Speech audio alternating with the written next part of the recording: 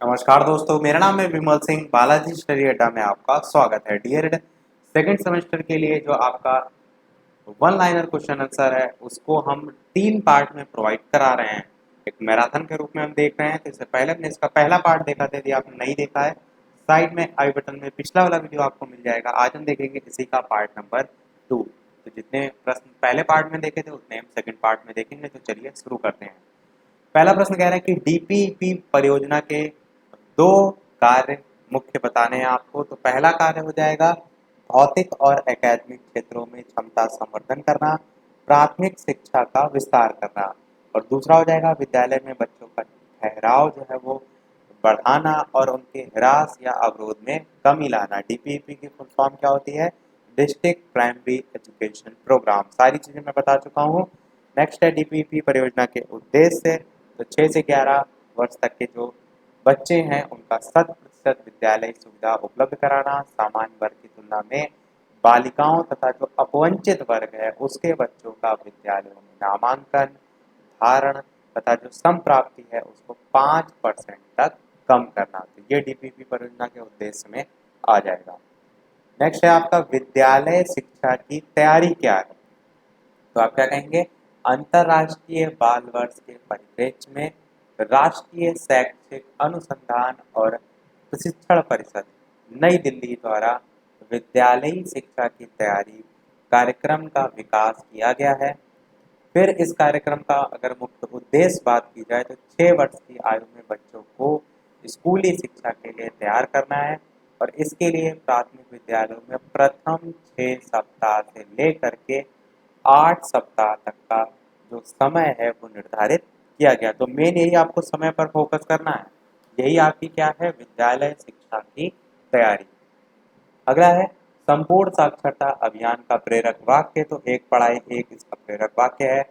श्री रामपुर त्रिमूर्ति से क्या तात्पर्य है? तो आप कहेंगे श्री रामपुर नामक स्थान के 3 missionary William Carey, William ward तथा जोशुआ मार्समैन श्री रामपुर त्रिमूर्ति के नाम से प्रसिद्ध थे। अगला है ऑपरेशन ब्लैकबोर्ड योजना के क्रियान्वयन का मूल्यांकन कब किया गया? तो आप क्या कहेंगे? 1992 में इसका मूल्यांकन करके संशोधन जो है वो किए गए। ऑपरेशन ब्लैक बोर्ड के संदर्भ में यहाँ पर पूछा गया है। आया कब था? 1987 में आया था। ये मैंने बता चुका हूँ मैं आपको। अगला ऑपरेशन ब्लैक बोर्ड योजना का उद्देश्य क्या था? तो उद्देश्य यही था प्राथमिक विद्यालयों में कमरों, पाठ्य सामग्री, शिक्षण उपकरण जैसी जो सुविधाएं थी, या आप दूसरे तरीके से क्या कह सकते हैं, मूलभूत सुविधाएं थी, वो उपलब्ध कराना सुनिश्चित करना, यही मेन आपका इसमें था। अगला है पी मोस्ट कार्यक्रम में क्या व्यवस्था की गई थी? तो पी मोस्ट कार्यक्रम में विद्यालय के जो अध्यापक हैं उनके विस्तृत और सघन प्रशिक्षण की व्यवस्था की गई थी। फुल फॉर्म क्या होती है पी मोस्ट की? तो आप कहेंगे programme of mass orientation for school teachers. 1986 की मूल संस्कृतियों से अवगत कराना, इसमें मेन आप एक पॉइंट याद रख सकते हैं। अगला है उत्तर प्रदेश के सभी के लिए शिक्षा परियोजना का मूल कार्य क्या है? तो आप क्या कहेंगे? 2 कार्य हैं, एक प्रबंधकीय व्यवस्था और दूसरा एकेडमिक व्यवस्था। अगला है जिला प्राथमिक शिक्षा कार्यक्रम प्रथम कब प्रारंभ हुआ? तो जिला प्राथमिक शिक्षा कार्यक्रम हम कहते हैं डीपीईपी को, मैंने पहले भी बताया है, डिस्ट्रिक्ट प्राइमरी एजुकेशन प्रोग्राम।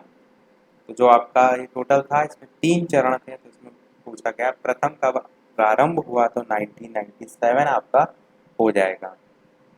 दूसरा देखते हैं प्रश्न, जिला प्राथमिक शिक्षा कार्यक्रम किसकी सहायता से संचालित किया गया?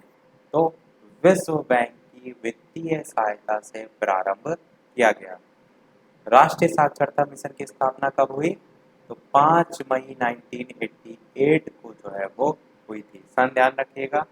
अगला है प्राथमिक स्तरीय राष्ट्रीय बालिका शिक्षा योजना की संकल्पना कब की गई? तो आप कहेंगे सितंबर 2003 में जो है वो की गई। अगला है कस्तूरबा गांधी बालिका विद्यालय में किन बालिकाओं का प्रावधान है? मैंने बताया था आपको केबीजीबी करके, कि केजीबीवी की फुल फॉर्म होती है कस्तूरबा गांधी बालिका विद्यालय, जो कि 2004 से 5 के बीच आया था। कक्षा 6 से 8 तक की बालिकाओं के लिए विशेषकर था। पूछा है किन बालिकाओं का प्रावधान है, तो आप कहेंगे बालिका शिक्षा के अंतर्गत से बाहर की बालिकाओं, विशेषकर शाला त्यागी बालिकाओं के लिए कस्तूरबा गांधी आवासीय बालिका विद्यालय की स्थापना का प्रावधान है।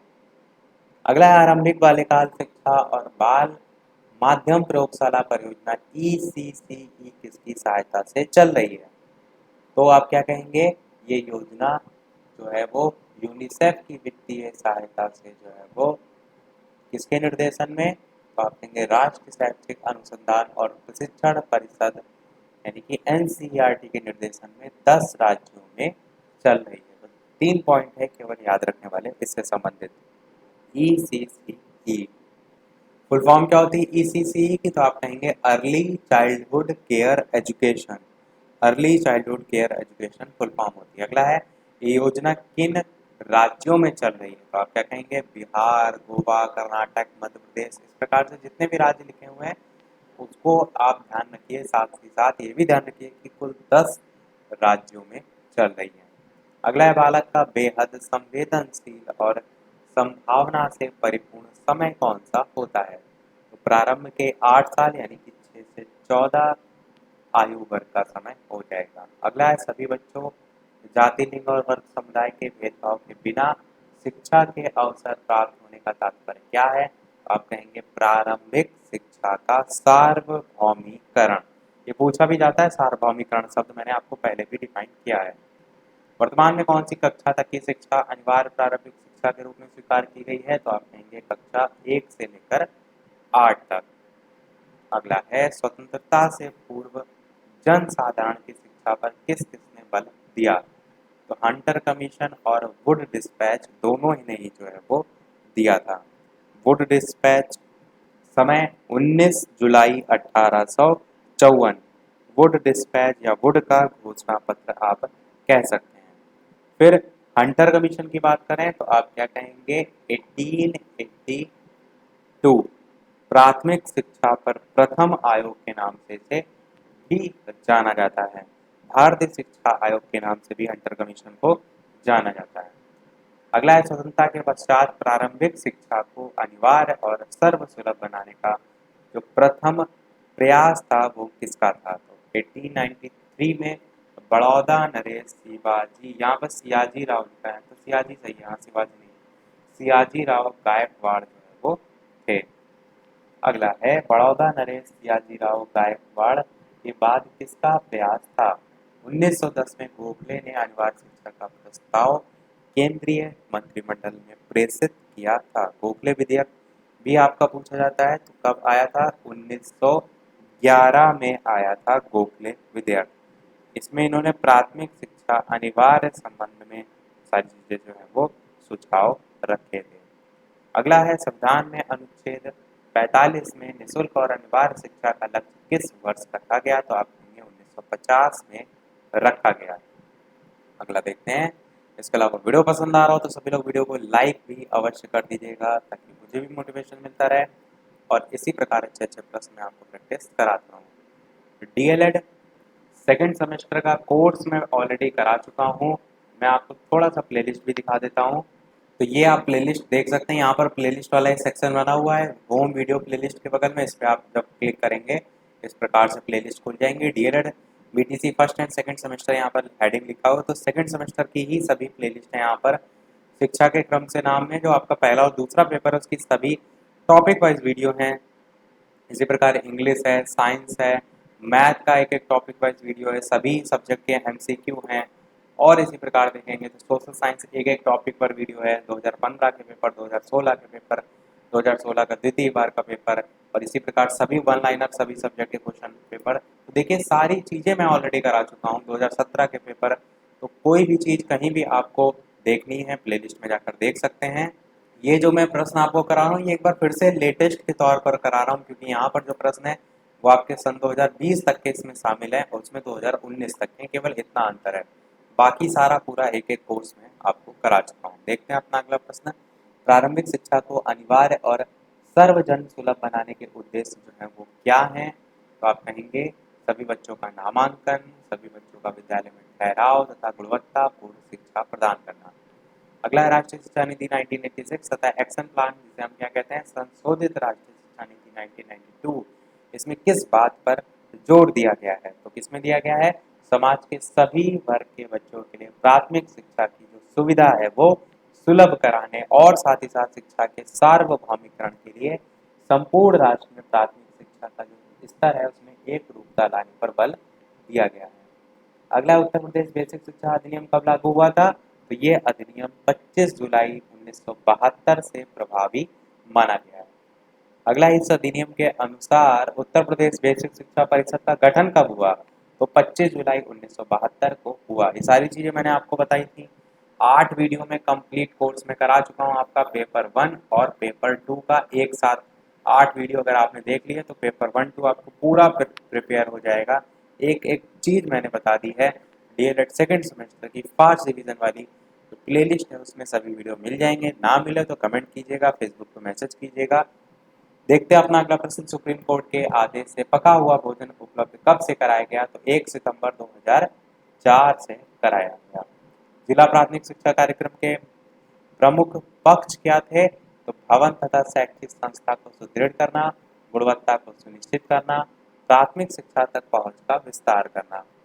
हमारी संसद ने 86वें संविधान संशोधन अधिनियम द्वारा अनुच्छेद 45 को क्या रूप दिया है? तो आप क्या कहेंगे?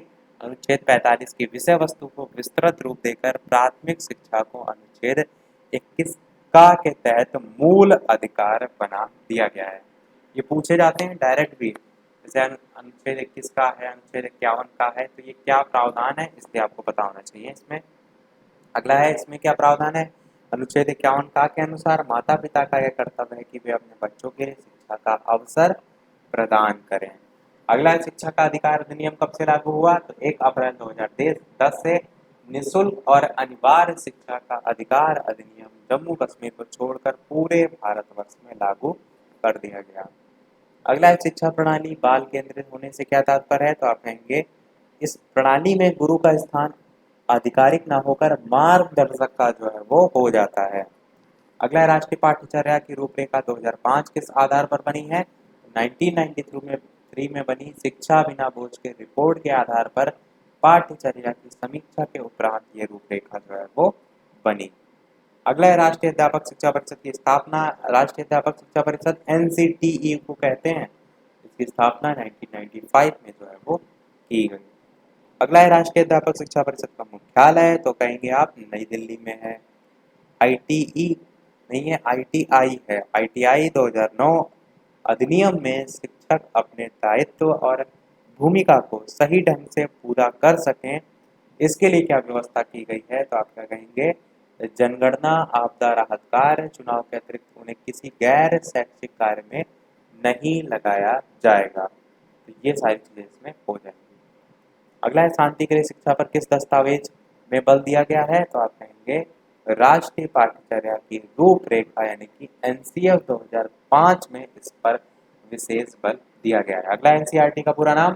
तो राष्ट्रीय शैक्षिक अनुसंधान और प्रशिक्षण परिषद, और इंग्लिश में फुल फॉर्म होती है national council of educational research and training. अगला देखते हैं एनसीईआरटी की स्थापना। आप सभी जानते हैं 1 सितंबर 1961, काफी बार पूछी जाती है। एनसीटीई का पूरा नाम क्या है? तो राष्ट्रीय अध्यापक शिक्षा परिषद जो है, अभी ऊपर ही प्रश्न आया था। देखिए कहीं ना कहीं जो एक्सप्लेनेशन होता है प्रश्न का उस पर अवश्य ध्यान दिया करिए, क्योंकि उससे भी प्रश्न जो है वो पूछे जाते हैं। और एनसीटीई की इंग्लिश में फुल फॉर्म क्या होती है? तो national council for teacher education इसकी फुल फॉर्म होती है। ये अध्यापक शिक्षा के मानक है, मानदंड है, उनका निर्धारण, मान्यता और शिक्षक शिक्षा पद्धति उनको सुदृढ़ बनाने का कार्य करती है। उत्तर प्रदेश राज्य शिक्षा संस्थान किस नगर में है? तो प्रयागराज में है। इलाहाबाद का अब नाम बदल गया है। अगला है, उत्तर प्रदेश में शैक्षिक परामर्श और मार्गदर्शन कौन प्रदान करता है? तो राज्य शैक्षिक अनुसंधान और प्रशिक्षण परिषद यानी कि एससीईआरटी उत्तर प्रदेश लखनऊ प्रदान करता है। उत्तर प्रदेश में डीएलएड की परीक्षाएं आयोजित करने का दायित्व किसका है? तो परीक्षा नियामक प्राधिकारी पीएनपी। आप रोज ही न्यूज में सुनते हैं पीएनपी पीएनपी, ये तो आपको ऐसे ही याद हो जाएगा। अगला राज्य हिंदी संस्थान कहाँ है? तो वाराणसी में स्थित है। ये सब वन लाइन के क्वेश्चन है, आपको याद करने पड़ेंगे। अगला बेसिक शिक्षा परिषद जो है इसका संबंध किस कक्षा तक की शिक्षा से है, तो आप कहेंगे 8वीं तक की कक्षा की शिक्षा के लिए है। जिला शिक्षा और प्रशिक्षण संस्थान यानी कि डाइट की स्थापना कब हुई थी, तो राष्ट्रीय शिक्षा नीति 1986 के अनुसार अक्टूबर 1987 में हुई थी। प्रधानाध्यापक के शैक्षिक दायित्व कौन से हैं, तो अध्यापन, मूल्यांकन, विद्यालय का प्रबंधन, ये सभी हो जाएंगे। अगला है प्रधानाध्यापक के प्रशासनिक दायित्व लिखिए, तो आप कहेंगे विद्यालय का प्रशासन, शिक्षकों का कार्य विभाजन, वेतन संबंधी कार्य, ये सभी हो जाएंगे। अगला है विद्यालय प्रबंध समिति का गठन किस अधिनियम के अंतर्गत किया गया था, तो निःशुल्क और अनिवार्य बाल शिक्षा अधिनियम 2009 की धारा 21 के अंतर्गत किया गया था। इंपॉर्टेंट क्वेश्चन है, ध्यान रखिएगा। देखिए इस टाइप के प्रश्न आपका एक ना एक अवश्य पूछ लिया जाता है, जितने भी आप प्रीवियस ईयर उठा के देखेंगे। अगला विद्यालय प्रबंध समिति के कुल कितने सदस्य होंगे, इनमें माता पिता या संरक्षक कितने होंगे, तो ये सब चीज़ें मैंने आपको वन लाइनर में भी तो बताई थी। ये सभी सब्जेक्ट में वन लाइनर ऑलरेडी करा चुका हूँ, 2020 के लिए अलग से करा चुका हूँ। तो विद्यालय प्रबंध समिति में मैंने बताया था 15 सदस्य होंगे, जिनमें 11 सदस्य बालकों के माता पिता अथवा संरक्षक होंगे और किंतु आधे सदस्य महिलाएं होंगी, तो ये ध्यान रखिएगा। अगला विद्यालय अनुश्रवण से क्या तात्पर्य है, तो शैक्षिक उन्नयन हेतु किसी भी सुधार कार्यक्रम हेतु आयोजित जो बैठक है, पर्यवेक्षण है, निरीक्षण है या दिए गए जो सुझाव और सलाह है आदि अनुश्रवण के अंतर्गत आते हैं। अगला प्रश्न है विद्यालय विकास योजना क्या है, तो विद्यालय विकास योजना जो वर्तमान स्थिति है उसके सापेक्ष विद्यालय की कार्य प्रणाली में किस प्रकार से सुधार लाया जाए उसकी एक योजना है। मीना मंच का गठन क्यों किया गया है, तो बालिका शिक्षा को बढ़ावा देने के लिए उत्तर प्रदेश राज्य परियोजना परिषद द्वारा प्रत्येक जनपद में उच्च प्राथमिक स्तर पर मीना मंच का गठन किया गया है। ध्यान दीजिए, प्राथमिक स्तर पर नहीं, उच्च प्राथमिक स्तर पर होता है। इसका गठन जो है वो NPEGEL इसकी फुल फॉर्म पूछी जा चुकी है, national programme of education for girls at elementary level. Full form ध्यान रखिएगा पूछी जाती हैं, इसी के अंतर्गत हुआ है।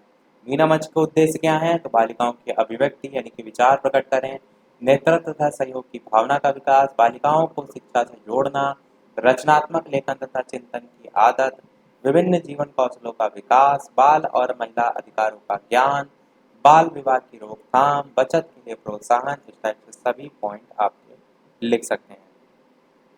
अगला है अभिभावक शिक्षक संघ की बैठक कब होनी आवश्यक है, तो आप कहेंगे प्रत्येक माह में शनिवार या रविवार को आयोजित की जाएगी। अगला है जेंडर संवेदीकरण से क्या आशय है, तो हम अपनी रूढ़िवादी सोच को नहीं बदल पाए हैं। परिवार में बालक को अधिक महत्व दिया जाता है और बालिकाओं की अपेक्षा बालक की पढ़ाई खान पान पर भी विशेष ध्यान दिया जाता है। यही है आपकी जेंडर संवेदीकरण जो है। अगला है लिंग भेद के मुख्य कारण क्या है, तो आप कहेंगे इसके प्रमुख कारण है बालिकाओं को वंश का वाहक ना समझना, छोटी उम्र में विवाह, घरेलू कार्यों की जिम्मेदारी, छोटे बच्चों की घर में देखभाल, अभिभावक जो हैं उनकी आर्थिक तंगी, ये सभी लिंग भेद के कारण हैं। बालिकाओं के लिए उदासीनता और उपेक्षा, ये सारे इसमें लिख सकते हैं। सारी चीज़ें मन से बनाकर लिखने वाली हैं, बस आपको समझ में आनी चाहिए कि पूछा क्या गया है। विद्यालय अभिलेख का महत्व क्या होता है, तो आप कहेंगे अभिलेखों के आधार पर विभाग द्वारा कोई सूचना मांगी गई, जानकारी मांगी गई तो आख्या प्रस्तुत की जा सकती है। भावी कोई योजना बनानी उसमें भी आप जो अभिलेख है उनका यूज कर सकते हैं। अगला है श्री एन जनार्दन रेड्डी ने अपनी रिपोर्ट कब पेश की, तो 1986 की शिक्षा नीति की समीक्षा के लिए गठित समिति के अध्यक्ष थे आंध्र प्रदेश के तत्कालीन मुख्यमंत्री श्री एन जनार्दन रेड्डी। इनकी अध्यक्षता 22 जनवरी 1992 को समिति ने अपनी रिपोर्ट पेश की। अगला है हंटर कमीशन को अन्य किस नाम से जाना जाता है, बहुत बार मैंने बताया भारतीय शिक्षा आयोग 1882 समय में आया था तो इसी के नाम से जाना जाता है। उच्च प्राथमिक विद्यालय में मिड डे मील का प्रारंभ हुआ तो 2007 से प्रारंभ हुआ। वैसे मिड डे मील आपका प्राथमिक स्तर पर 15 अगस्त 1995 को प्रारंभ हुआ था। सर्व शिक्षा अभियान संचालित किए जाने के उद्देश्य क्या हैं, तो आप कहेंगे 2003 तक प्राथमिक विद्यालयों, शिक्षा गारंटी केंद्रों, वैकल्पिक और विद्यालय शिविर, इन सभी में बच्चों को प्रवेश करना। फिर आप कहेंगे कि 2007 तक सभी बच्चे कक्षा 5 तक की प्राथमिक शिक्षा पूरी कर लें, ये उद्देश्य में आएगा। फिर आप कहेंगे 2010 तक सभी बच्चे कक्षा 8 तक की शिक्षा पूरी कर लें, ये सारी चीज़ें इसमें आएंगी। तो सभी उद्देश्य ही है सर्व शिक्षा अभियान से संबंधित। प्रमुख लक्ष्य क्या था सर्व शिक्षा अभियान का? तो आप कहेंगे सभी बच्चे 2005 तक स्कूल शिक्षा गारंटी केंद्र वैकल्पिक जो विद्यालय उसमें दाखिला स्कूलों में वापस लौटे जो शिविर है जिसे हम बैक टू स्कूल कैंप कहते हैं इसमें जो है वो हो, ये मुख्य लक्ष्य था। अगला है अपव्यय और अवरोधन दोनों ही पूछे जाते हैं। तो अपव्यय का शाब्दिक अर्थ होता है व्यर्थता अथवा फिजूल खर्ची। शिक्षा में अपव्यय का प्रयोग इसी अर्थ में किया जाता है जब कोई बालक किसी कक्षा मेन यहाँ से लाइन शुरू हुई है क्या कि जब कोई बालक जो है वो किसी कक्षा या पाठ्यक्रम में दाखिला विद्यालय लेने के पश्चात उसे पूरा किया बिना भी बीच में छोड़ देता है तो उसे अपव्यय कहते हैं। अवरोधन क्या होता है? अवरोधन का शाब्दिक अर्थ होता है अवरोध अथवा रुकावट आ जाना। इसे इस प्रकार से परिभाषित कर सकते हैं कि जब कोई बालक एक निश्चित समय के पाठ्यक्रम को उससे अधिक समय में पूरा करता है तो उसे अवरोधन कहा जाता है। छात्र के अध्ययन क्रम में रुकावट आ जाती है। भारत में इस ओर हर्टांग जो कमेटी है उसने 1929 में हमारा ध्यान आकर्षित किया था। अपव्यय और अवरोधन मैंने चिल्ला चिल्ला कर बताया था कि आपको ध्यान रखना है क्योंकि यहाँ पर प्रश्न पूछे जाते हैं। अगला है कुछ फुल फॉर्म पूछी गई है। ओबी से होती है ऑपरेशन ब्लैक बोर्ड। एसओपीटी की फुल फॉर्म होती है special orientation programme for teachers. DPP की होती है district primary education programme. NPGEL की होती है national programme of education for girls at elementary level. अब यहाँ पर मैंने पढ़ तो दी सारी फुल फॉर्म पर एक फुल फॉर्म यहाँ पर गलत लिखी है, पता नहीं किसने यहाँ पर नोटिस किया कि नहीं। एसओपीटी की full form special orientation programme for teacher नहीं होती है। जो यहाँ पर पी लिखा है इसका मतलब होता है प्राइमरी। फुल फॉर्म होती है आपकी special orientation of primary teacher. प्राथमिक शिक्षकों का शिक्षक जो है उनका विशेष अनुस्थापन कार्यक्रम। तो मेन प्राथमिक शिक्षकों से ही संबंधित होता है। ये तो प्राथमिक आ ही गए यहाँ पर इनकी फुल फॉर्म गलत लिखी जो मैंने बताई थी वही होगी। अगला है संवर्ती सूची में दिए गए जो विषय उन पर नीति और कानून बनाने का अधिकार किस सरकार को है? तो केंद्र और राज्य दोनों को है। फिर बात करते हैं अगला, और ये हमारा लास्ट पेज होगा। ये लाइन आप देख पा रहे हैं लास्ट पेज की लाइन है और बाकी बचे थर्ड पार्ट में हम देखेंगे वहां पर आपके सारे प्रश्न समाप्त हो जाएंगे। और ये प्रश्न आपके सभी प्रीवियस ईयर 2016 में आए थे वही हैं कि भारत एक पंथ निरपेक्ष राष्ट्र की घोषणा का उल्लेख कहाँ पर है? तो आप कहेंगे संविधान के 42वें संशोधन में है पंथ निरपेक्ष राष्ट्र की घोषणा का उल्लेख। अगला है ईस्ट इंडिया के आज्ञा पत्र का पुनरावर्तन किसके द्वारा किया जाता था? तो आप कहेंगे कंपनी के आज्ञा पत्र का 20 वर्ष के पश्चात ब्रिटिश पार्लियामेंट द्वारा पुनरावर्तन किया जाता था। अगला है मैकाले द्वारा।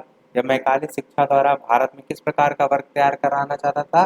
तो हमें भारत में एक ऐसा वर्ग बनाना चाहिए, ये मैकाले के अनुसार है, जो रक्त और वर्ण में भारतीय किंतु रुचियों नैतिक आदर्शों और बुद्धि में अंग्रेज हो। बस इतना जो आप देख रहे हैं इन्वर्टेड कॉमा में लिखा है इतना आप रट लीजिएगा। आगे इसी को एक्सप्लेन किया गया है कि इस बात से स्पष्ट होता है कि मैकाले भारत में एक ऐसा वर्ग यहाँ पर उत्पन्न करना चाहता था जो पाश्चात्य सभ्यता का उपासक और ब्रिटिश शासन जो है उसका भक्त बनकर अंग्रेजों की जड़ें मजबूत करने में सरकारी मदद कर सके। अगला है वुड के आदेश पत्र में शिक्षा का माध्यम क्या निर्धारित किया गया था? तो अंग्रेजी और भारतीय भाषाएं था। सब 2016 के क्वेश्चन है। यशपाल समिति की अध्यक्षता में जो गठित समिति है उसका उद्देश्य क्या था? तो आप क्या कहेंगे अधिगम की गुणवत्ता में सुधार करते हुए सभी स्तरों के स्कूली छात्रों विशेषकर छोटे बच्चों पर पढ़ाई के बोझ को कम करने के उपाय के बारे में सलाह देना। अगला ऑपरेशन ब्लैक बोर्ड के विद्यालय को कौन सी सुविधाएं प्रदान की गई हैं? तो इस योजना में कौन कौन सी सुविधाएं हैं सब आप देख लीजिए। ये प्रश्न आपका प्रीवियस ईयर में 2016 में आया था। तो शिक्षा उपकरण में आप सभी लिख सकते हैं कक्षा शिक्षण सामग्री मानचित्र ग्लोब चार्ट, खेल सामग्री खिलौने, विज्ञान किट, लघु यंत्र किट, श्रव्य उपकरण जैसे रेडियो, पुस्तकालय हेतु पुस्तकें, विद्यालय घंटी, संगीत उपकरण ढोलक तबला हारमोनियम, शिक्षक के पास आकस्मिक खर्च हेतु धन। इसी प्रकार कक्षा कक्ष है, शौचालय है, चटाई है, कुर्सी शिक्षकों के लिए है, ब्लैक बोर्ड है। इस प्रकार से आपको याद होना चाहिए क्योंकि एग्जाम में जब आपको लिखना होता है चीज़ें याद नहीं आती हैं, इसलिए थोड़ा सा ध्यान रखिएगा। देखते हैं अपना अगला और इस वीडियो का लास्ट प्रश्न, और इसके बाद एक प्रश्न हम आपसे भी पूछेंगे। और वीडियो अभी तक आपने लाइक ना किया हो तो सभी लोग वीडियो को लाइक अवश्य कर दीजिएगा। इतने अच्छे प्रश्न हम आपको प्रैक्टिस करा रहे हैं तो एक लाइक तो आपका बनता ही है। इसके साथ साथ चैनल पर नए हो तो सब्सक्राइब करके भी अवश्य जुड़ जाइएगा ताकि आगे आने वाला कोई वीडियो आपसे मिस बिल्कुल भी ना हो।